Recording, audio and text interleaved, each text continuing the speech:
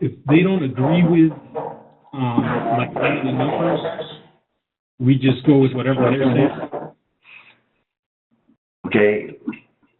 Let me understand a little bit more. Meaning what? When they don't agree with one of the numbers, what are you referencing? Let's say, for example, that you're talking about the chiropractic services, right, and just the medicals alone, and they say, well, no, it's not necessarily 2 times that, it's whatever, it's not 2 times that, it's only 1.5 times that, or it's 3 times that, I don't know.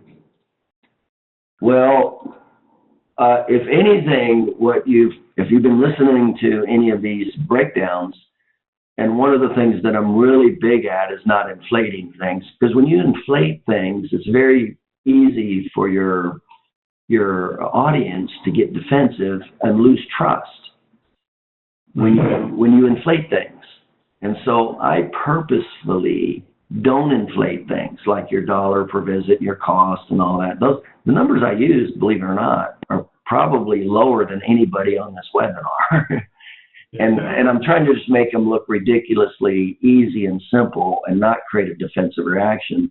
And it's the same with the 2 times medical. That is standard. It used to be 3 times. If you did say 3 times, and that's all you said, you'd get a defensive reaction. They would say, well, that's not what they're paying anymore. So you would get it. And so that's why we say, you know, it used to be 3 times, but now it's gone down to twice. And guess what? They'll just as soon as pay you 1-time medicals, and they just as soon not pay you any medicals.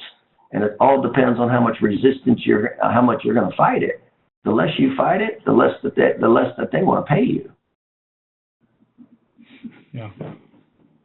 And that's you know. So, but I guess the reason I asked that specifically, what you said is there's a difference between the content numbers in here versus them just disagreeing with you on something.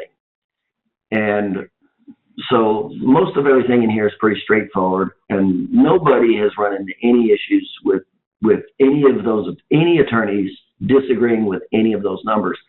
Because if you've listened to any of the breakdowns that I did, Joe, one of the things that I always ask when I do the breakdown and I go through the financial claims worksheet is I say to the breakdown, whoever I'm doing the breakdown, I said, when you covered the medicals and you gave the explanation, the industry explanation of how the medicals are getting compensated, did the attorney agree with you?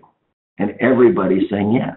And the reason is those are industry terms and language and formulas from the legal profession, not the chiropractic profession. That is how it, in other words, that is how it's done, and that's why I used it instead of trying to impose something on the attorney.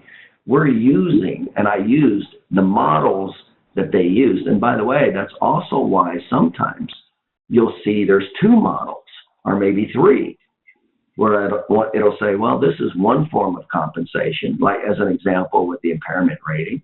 You can say, well, the impairment rating could just be a flat cost, $1,000 per percentage point, or it could be the time period, their wages they lost for the time period that they were impaired. See, those are options. Both of them were based on the legal reimbursement, but I also gave options. So it's much harder to get defensive when I list 2 or 3 as opposed to 1. That's why that was done that way. So nobody that we've been doing this with has given any resistance to our numbers and our ratios and all that. The only thing that I will say is if an attorney says his opinion now you have to know the difference between an opinion and what is, professionally being done. When he says his opinion, okay, and he says, well, you can't do that, okay. By the way, that's why sequentially we take them through all this stuff. But let's say you have an attorney say, oh, you can't do that. Well, that's his opinion, okay.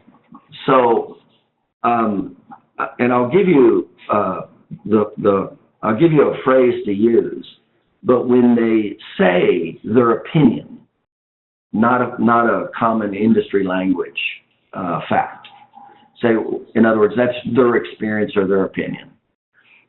The concept, and I'm kind of off track here because I'm going into sales right now, but I just wanted to at least introduce it to you. The concept is you do what's called a takeaway. When somebody gets defensive, in other words, you say something and then they deny it. They go, well, that's not my experience or in my opinion, blah. Okay.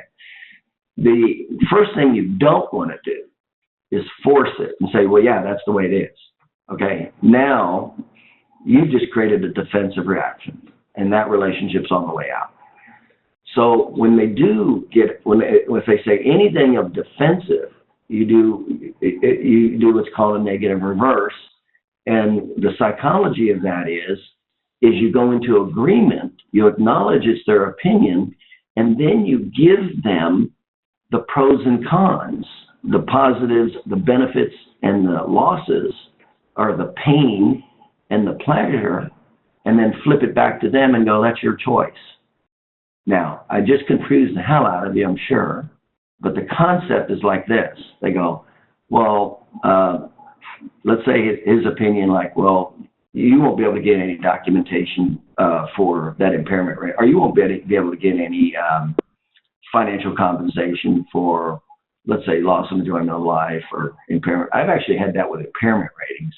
Attorneys actually say that. It's pretty unbelievable.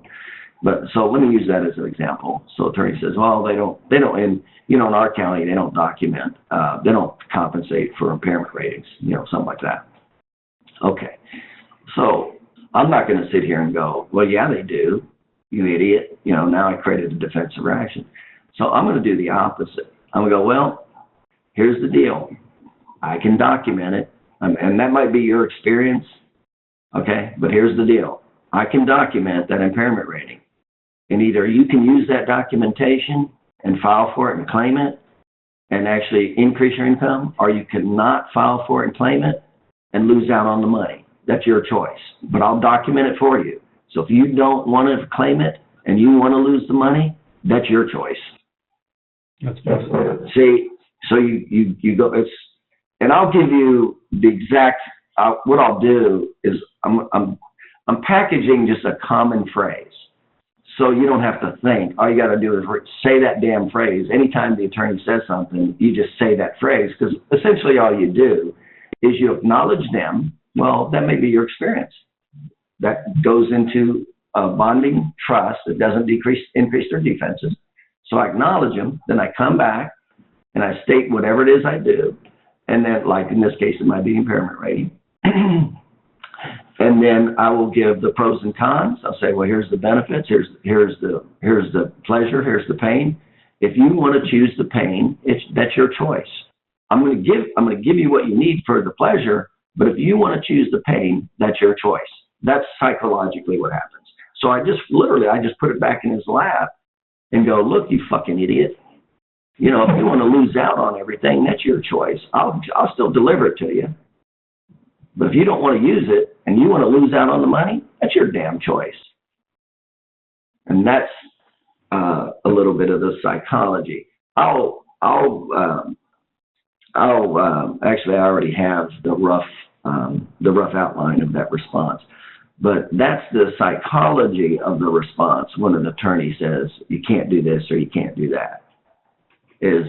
That's how you handle it. You go into bonding, you do a reverse negative, you go to pleasure pain, and then you go to the pain mode, not the pleasure mode, and go, if that's what you want, the pain mode, that's your choice.